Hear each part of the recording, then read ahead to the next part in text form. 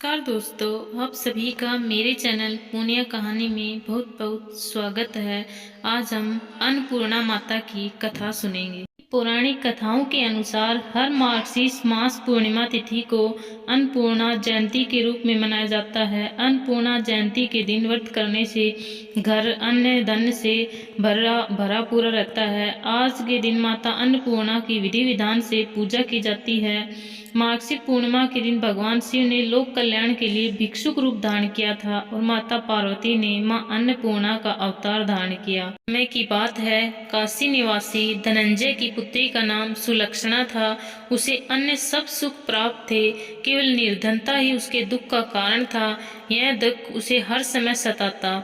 एक दिन सुलक्षणा पति से बोली, स्वामी आप कुछ उद्यम करो तो काम चले। कार कब तक काम चलेगा? सुलक्षणा की बात धनंजय के मन में बैठ गई। वह उसी दिन विश्वनाथ शंकर जी को प्रसन्न करने के लिए बैठ गया और कहने लगा, हे देवादिदेव विजेश्वर, मुझे पूजा पाठ कुछ आता नहीं, केवल तुम्हारे भरोसे बैठा हूँ। इतनी विनती करके वह 2 दिन भूखा प्यासा बैठा रहा। यह देखकर भगवान शंकर ने उसके कान में अन्नपूर्णा अन्नपूर्णा अन्नपूर्णा इस प्रकार 3 बार कहा। यह कौन क्या कह गया? इसी सोच में धनंजय पड़ गया कि मंदिर से आते ब्राह्मणों को देखकर पूछने लगा, पंडित जी अन्नपूर्णा कौन है? ब्राह्मणों ने कहा, तू अन्न छोड़कर बैठा है तो तुझे अन्न की ही बात सूझती है। जा घर जाकर अन्न ग्रहण कर।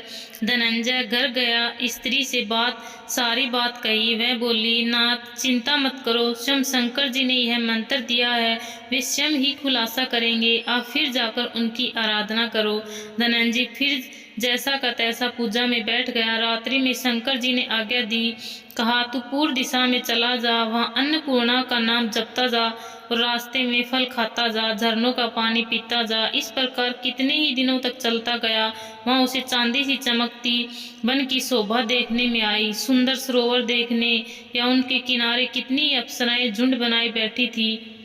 यह एक कथा कहती थी, सब माँ अन्नपूर्णा इस प्रकार बार बार कहती। यह अगहन मास की उज्जैनी रात्रि थी और आज ही से व्रत का आरंभ हुआ।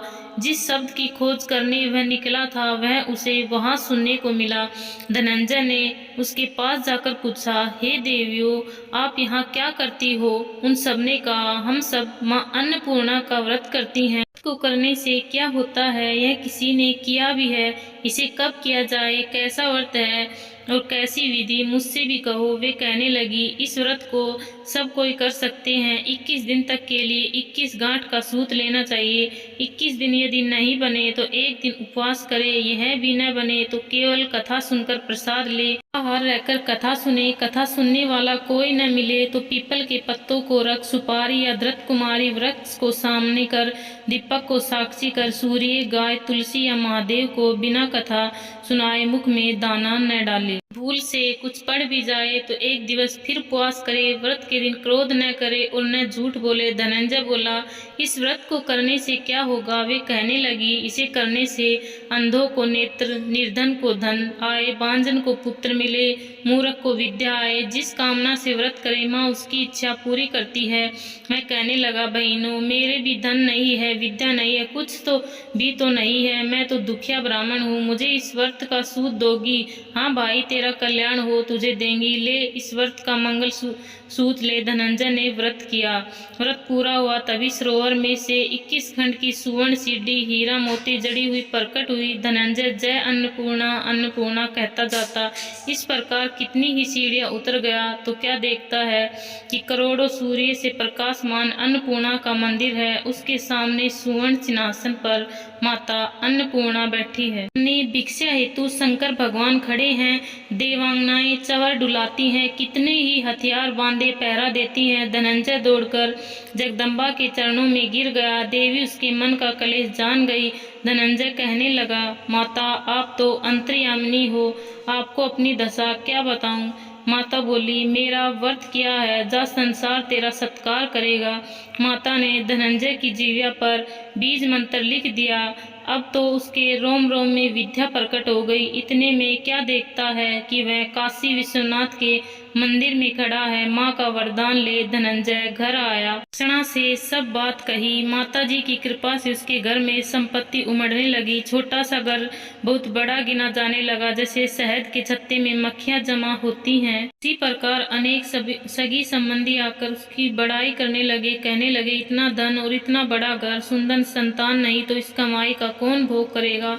सुलक्षणा से संतान नहीं थी, इसलिए तुम दूसरा विवाह करो। अनिच्छा होते हुए भी धनंजय को दूसरा विवाह करना पड़ा और सती सुलक्षणा को शोक का दुख उठाना पड़ा। इस प्रकार दिन बीतते गए। फिर अघन मास आया। नए बंधन से बंधे पति से सुलक्षणा ने कहलाया कि हम व्रत के प्रभाव से सुखी हुए हैं, इस कारण यह व्रत छोड़ना नहीं चाहिए। माता जी का प्रताप है जो हमें इतने संपन्न और सुखी हैं। सुलक्षणा की बात सुन धनंजय उसके यहाँ आया और व्रत में बैठ गया। नई बहू को इस व्रत की खबर नहीं थी। वह धनंजय के आने की राह देख रही थी। दिन बीतते गए और व्रत पूर्ण होने में 3 दिवस बाकी थे कि नई बहू को खबर पड़ी कि मन में ईर्ष्या ज्वाला दहक रही थी। सुलक्षणा के घर आ पहुंची और उसने वहां भगदड़ मचा दी। वह धनंजय को अपने साथ ले गई। नए घर में धनंजय को थोड़ी देर के लिए निद्रा ने आ दबाया। इसी समय नई बहू ने उसके व्रत का सूत तोड़कर आग में फेंक दिया। अब तो माता जी का कोप जाग गया। घर में अकस्मात आग लग गई। सब कुछ जलकर खाक हो गया। सुलक्षणा जान गई तो अपने घर ले आई। नई बहू उठकर पिता के घर जा बैठी। पति को परमेश्वर मानने वाली सुलक्षणा बोली, नाथ घबराना नहीं, माता जी की कृपा अलौकिक है। पुत्र कुपुत्र हो जाता है पर माता को माता नहीं होती। अब आप श्रद्धा और भक्ति से आराधना शुरू करो, वे जरूर हमारा कल्याण करेगी। धनंजय ने फिर माता के पीछे पड़ गया। फिर वह सरोवर सीढ़ी प्रकट हुई। उसमें माँ अन्नपूर्णा कहकर वह उतर गया। वहां जा माता जी के चरणों में रुदन करने लगा। माता प्रसन्न हो बोली, यह मेरी स्वर्ण की मूर्ति, ले उसकी पूजा करना, तू फिर सुखी हो जाएगा। जा, तुझे मेरा आशीर्वाद है। तेरी स्त्री सुलक्षणा ने श्रद्धा से मेरा व्रत किया है, उसे मैंने पुत्र दिया है। धनंजय ने आंखें खोली तो खुद को काशी विश्वनाथ के मंदिर में खड़ा पाया। वहां से फिर उसी प्रकार धन घर को आया। सुलक्षणा के दिन चढ़े और महीने पूरे होते ही पुत्र का जन्म हुआ। गांव में आश्चर्य की लहर दौड़ गई। प्रकार उसी गांव के निसंतान सेठ के पुत्र होने पर उसने माता अन्नपूर्णा का मंदिर बनवाया। उसमें माता की धूमधाम से मूर्ति पधारी यज्ञ किया और धनंजय को मंदिर का आचार्य पद दे दिया। प्रकार वो माता अन्नपूर्णा की भक्ति करते हुए सुखपूर्वक अपना जीवन व्यतीत करने लगा। जो कोई भी श्रद्धा पूर्वक माता अन्नपूर्णा की पूजा करते हैं, माता उन्हें सब प्रकार से धन्य धान्य करती है। Thank you.